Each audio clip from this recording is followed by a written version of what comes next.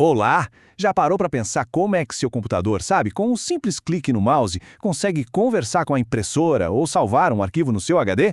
Pois é, por trás de tudo isso existe um processo super importante, mas quase sempre invisível, que é gerenciado pelo sistema operacional. Então, bora mergulhar juntos para desvendar o que acontece nos bastidores do gerenciamento de entrada e saída, ou, para simplificar, E/S. A nossa conversa de hoje vai ser uma verdadeira jornada em busca da eficiência máxima. Primeiro a gente vai entender o papel fundamental da I/O. Depois, vamos ver como os dados são organizados de jeitos diferentes. A partir daí a gente entra na grande questão. É melhor o computador ficar esperando ou ser avisado? Isso vai nos levar direto para o acesso direto à memória e para o gerenciamento de filas. E tudo isso vai culminar na grande história da evolução da eficiência. Vamos nessa? Pensa assim, o sistema operacional é como um grande maestro de uma orquestra. É ele que gerencia todos os dispositivos de hardware. Ele traduz comandos que pra gente são simples, tipo salvar arquivo, em instruções super complexas que o hardware consegue entender. E claro, se der algum erro no meio do caminho, é ele quem resolve. E para organizar essa orquestra toda, o sistema primeiro precisa entender a natureza de cada músico. Por isso, ele separa os dispositivos em duas grandes categorias, que se baseiam em como eles lidam com os dados, ou em pacotes grandes, que a gente chama de blocos, ou num fluxo contínuo, que a gente chama de caracteres. E aqui a gente vê essa diferença na prática.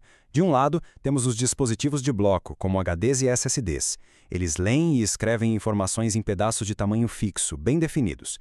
Do outro lado, estão os dispositivos de caractere, tipo mouses e teclados, que enviam um fluxo de dados sem parar, de forma meio imprevisível. Entender essa divisão é fundamental, porque o sistema operacional usa estratégias completamente diferentes para gerenciar cada um deles.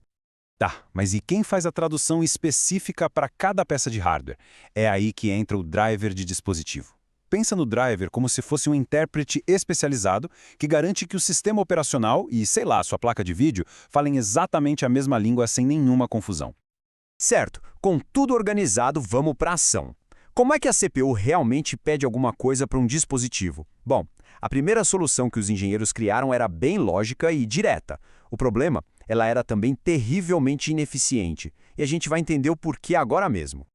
Essa técnica se chama ES programada, ou como a gente costuma dizer, polling. Basicamente, a CPU fica presa num ciclo perguntando sem parar para o dispositivo. E aí, já terminou? Já acabou? O ponto-chave aqui é esse conceito de espera ativa. O processador está 100% ocupado, mas sem fazer nada útil de verdade, só esperando. É como um gerente super ansioso que fica em cima de um funcionário, perguntando a cada segundo se o relatório está pronto. O gerente não consegue fazer mais nada e o funcionário é interrompido o tempo todo. É um desperdício gigantesco de tempo e de recursos para o sistema. A solução para essa ineficiência foi uma verdadeira virada de chave: as interrupções. Em vez de a CPU ficar perguntando, agora é o próprio dispositivo de iOS que avisa quando termina. Ele manda um sinal, uma interrupção, e só nesse momento a CPU para o que está fazendo para dar atenção a ele. Voltando para a nossa analogia, agora é como se o funcionário, assim que termina o relatório, fosse até a mesa do chefe e dissesse: pronto, aqui está. Enquanto o relatório era feito, o gerente, ou a nossa CPU, estava totalmente livre para fazer dezenas de outras tarefas importantes. A produtividade, dispara. E esse slide aqui resume tudo de forma brilhante. Com o Pollen, a gente tem um uso altíssimo da CPU para uma eficiência baixíssima. Com as interrupções, o cenário se inverte completamente. O uso da CPU durante a espera é quase zero, e a eficiência do sistema como um todo aumenta drasticamente. Foi uma verdadeira revolução. Se essa explicação ajudou a clarear as coisas para você, que tal deixar um like aqui no vídeo? Ajuda bastante o canal a crescer. Bom, as interrupções resolveram um problemão, mas ainda existia um gargalo. Transferir grandes volumes de dados, tipo carregar um jogo pesado ou um vídeo em alta definição, ainda ocupava bastante o processador. Era preciso ir além.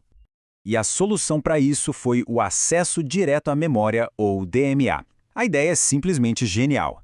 Tirar o processador quase que completamente da jogada na hora de transferir dados, liberando ele para fazer o que ele faz de melhor, que é pensar, processar. Então, como é que isso funciona? É bem simples.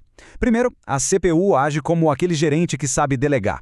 Ela só chega para um assistente especializado, que é a controladora DMA, e diz: olha, pega esses 10 GB aqui do SSD e coloca lá na memória RAM para mim. E pronto. Enquanto essa tarefa gigantesca é executada, a CPU está 100% livre para rodar seus programas, cuidar da interface, fazer todo o resto do trabalho dela. A transferência acontece nos bastidores, direto entre o dispositivo e a memória.